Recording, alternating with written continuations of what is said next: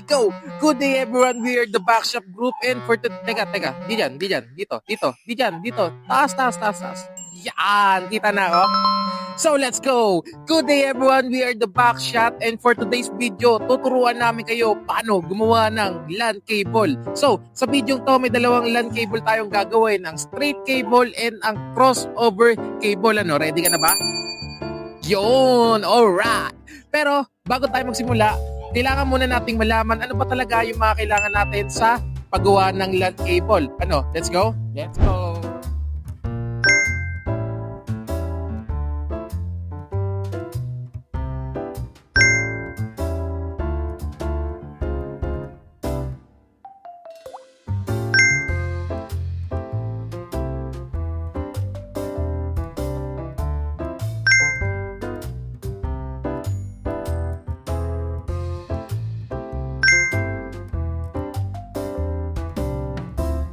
Ang una natin gagawin ay Straight through. cable. Ang una natin gagawin ay magbalat ng wire. Sa pagbalat ng wire, siguraduhin may pasobra ito para sa gagawin nating pagpapantay. Sa straight through cable, maaari tayong gumamit ng dalawang wire arrangement, ang T568B at T568A. Sa video ito, ang gagamitin natin ay T568B. I-arrange ang wire ayon sa nakasaad sa T568B.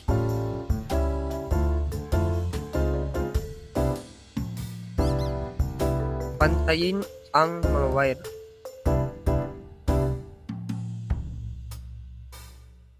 Pagkatapos ipantay ang mga wire, ipasok na ito sa RJ45.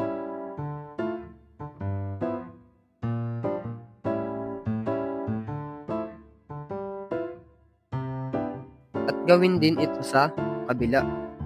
Matapos gawin ang kabilaan, ay dumako na tayo sa pag-test. Malalaman nating tama ito kapag umilaw ito simula 1 hanggang 8.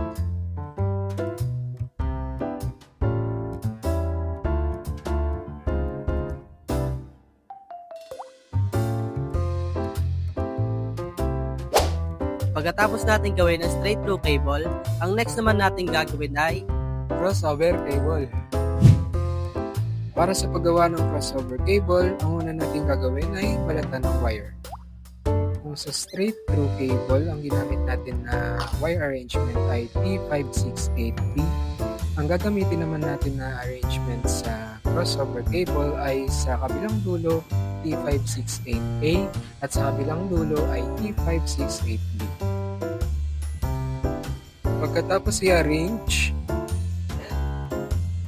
papantayin natin ito gamit ng wire crimper. Pagkatapos mapantay, ipapasok mo ito sa RJ45.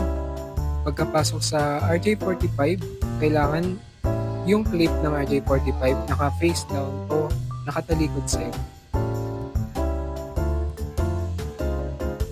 Pagkatapos ipasok sa RJ45, sisiguraduhin natin na tama pa rin yung wire arrangement.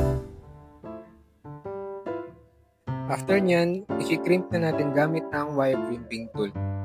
Next naman na gagawin ay yung kabilang dulo na iba yung wire arrangement sa kabilang dulo.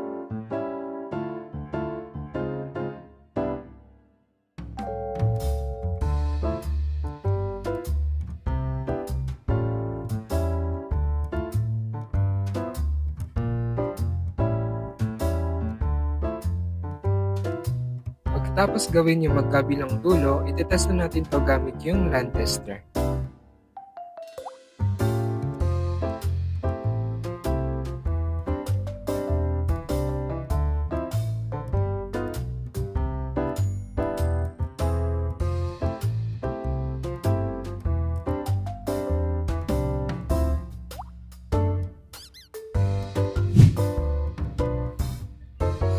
At ganun nga gumawa ng LAN cable, ang straight and crossover cable. Sana may natutunan kayo sa tutorial na to dahil dito na nagtatapos yun. At wag nyo nga kalimutan mag-like, share, subscribe sa channel na to at subaybayan nyo yung mga videos na padating pa namin. Again, we are the Backshot Group. Let's go!